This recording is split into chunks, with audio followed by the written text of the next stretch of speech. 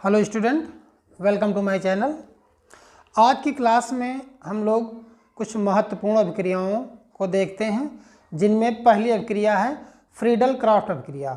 Friedel craft अभिक्रिया क्या होती है?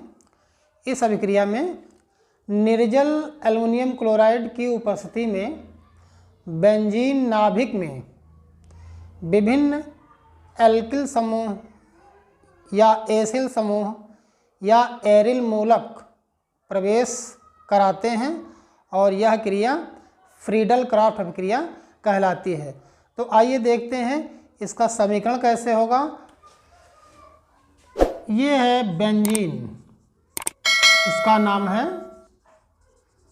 बेंजीन और इसकी क्रिया हम कराएंगे और इसमें हमको क्या जोड़ना है, क्या लगाना है।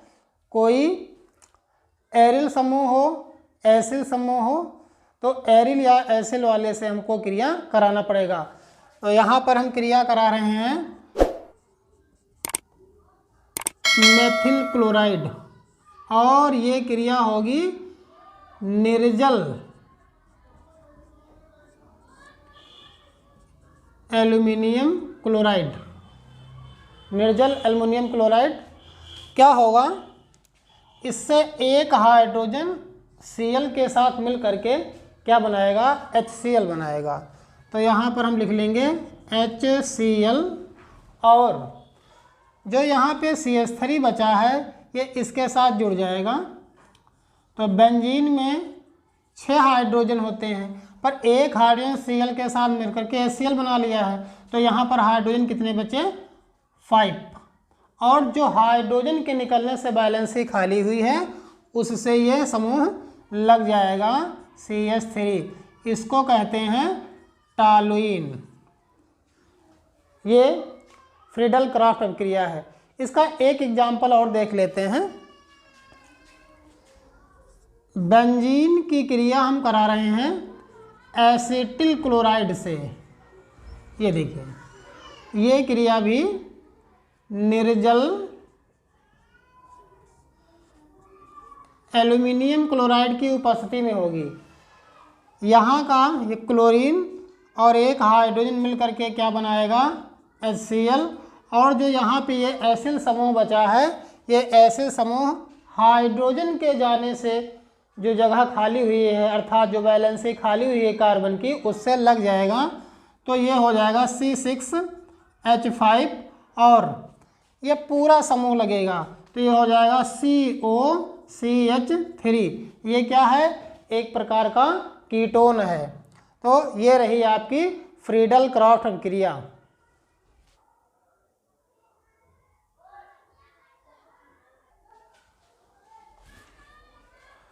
अगली अभिक्रिया है रीमर टीमान अभिक्रिया या राइमर टीमान अभिक्रिया के नाम से भी इसको जाना जाता है।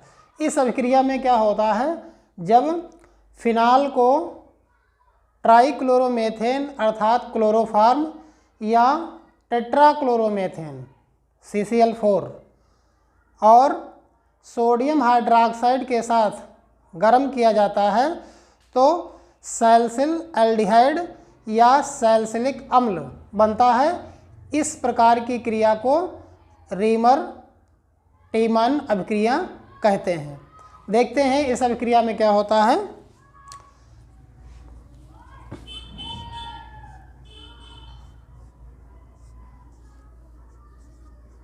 ये है आपका फिनाल। फिनाल की क्रिया हम कराएंगे ट्राइक्लोरोमेथेन अर्थात क्लोरोफार्म से कराएंगे। ये है आपका फिनाल और ये रहा आपका ट्राइक्लोरोमेथेन। एक प्रकार का ये हैलोएल्केन है, पॉली हैलोएल्केन है और इसको क्लोरोफार्म के नाम से भी जाना जाता है। इसकी क्रिया कराएंगे सोडियम हाइड्रोक्साइड की उपस्थिति में। जब इसको हम गर्म करेंगे तो क्या बनेगा? इस कार्बन का जो हाइड्रोजन लगा हुआ है, ये हाइड्रोजन एक Cl के साथ मिल करके क्या बनाएगा? HCl बनाएगा।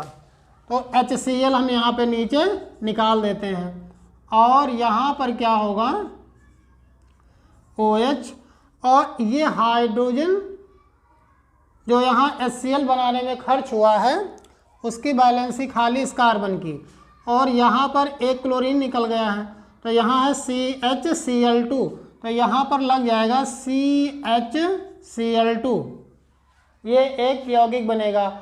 अब इसका हम क्या करेंगे, जल अपघटन कराएंगे, अर्थात HOH। ध्यान दीजिए, ये 2 क्लोरीन 2 हाइड्रोजन के साथ मिलकर के 2 HCl बना लेंगे, तो यहाँ HCl निकल जाएगा और क्या होगा, ये फिनाल में ये CHO लग जाएगा, CH है ऑक्सीजन इसके साथ लग जाएगा, तो ये बन जाएगा सैलिसिल एल्डिहाइड। इसको कहते हैं सैलिसिल एल्डिहाइड। इस प्रकार की क्रिया को हम लोग रीमर टीमान अभिक्रिया कहते हैं। अगली अभिक्रिया है ओजोनोलिसिस। ओजोनोलिसिस या ओजोनी अपघटन, इसमें क्या होता है, असंतृप्त हाइड्रोकार्बन जैसे एथिलीन है, प्रोपिलीन है, ब्यूटिलीन है, कोई भी एल्कीन है, तो उसकी क्रिया हम ओजोन से कराते हैं। ओजोन से क्रिया कराएंगे तो ये क्रिया कार्बन टेट्राक्लोराइड की उपस्थिति में होती है, और इस अभिक्रिया में जो उत्पाद बनता है उस उत्पाद का जल अपघटन कराते हैं तो हमको एल्डिहाइड या कीटोन प्राप्त होता है। ये डिपेंड करता है कि आपने एल्कीन कैसी ली है।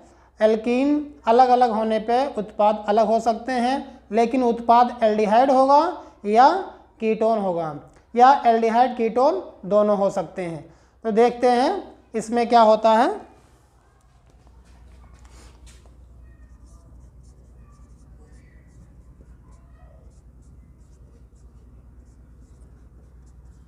ये है ब्यूटीन 2, इसकी क्रिया कराएंगे हम ओजोन से, पर यह क्रिया होगी कार्बन टेट्राक्लोराइड की उपस्थिति में। ये रहा आपका कार्बन टेट्राक्लोराइड। इस क्रिया में यहाँ पे जो डबल बॉन्ड है ये दोनों बॉन्ड टूट जाएंगे। बॉन्ड के टूटने से क्या होगा, ये जो ब्यूटीन 2 है इसके 2 भाग हो जाएंगे इस प्रकार से। तो इस कार्बन की 2 बैलेंसी खाली होंगी और इस कार्बन की भी 2 बैलेंसी खाली होंगी। यहाँ पर ऑक्सीजन आ जाएगा और ये ऑक्सीजन होगा और यहाँ पर ऑक्सीजन आ जाएगा, ये बनेगा ओजोनाइड। इसका हम क्या करेंगे, जल अपघटन करेंगे तो क्या होगा, ये रहा H2O। इसमें से एक ऑक्सीजन H2O ले लेगा तो बनाएगा H2O2, और ये हिस्सा यहाँ से ध्यान दीजिए, और ये हिस्सा क्या बना लेगा, CH3CHO, CH3CHO। तो यहाँ पे हमको 2 एसिटल्डिहाइड प्राप्त हो जाएंगे, CHO। इसको कहते हैं एसिटल्डिहाइड। एक समीकरण इसका और देख लेते हैं। यदि यहाँ पर मैंने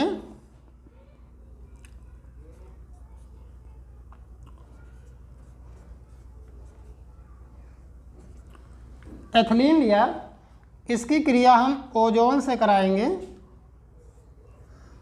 कार्बन टेट्राक्लोराइड की उपस्थिति में। सेम प्रोसेस होगा, दोनों बांड टूट जाएंगे और जहाँ पे बांड लगे थे उन कार्बन की 2 बैलेंसी खाली हो जाएंगी। इस प्रकार से एक ओजोनाइड बन जाएगा, इसको कहेंगे हम एथिलीन ओजोनाइड।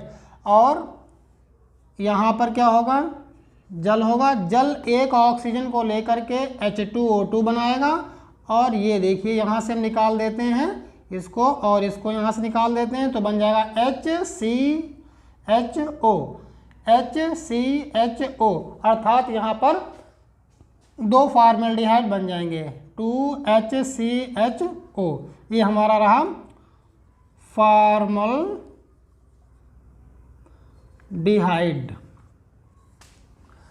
तो आज की क्लास में बस इतना ही, फिर कुछ नए टॉपिक के साथ मिलते हैं अगली क्लास में। तब तक के लिए धन्यवाद।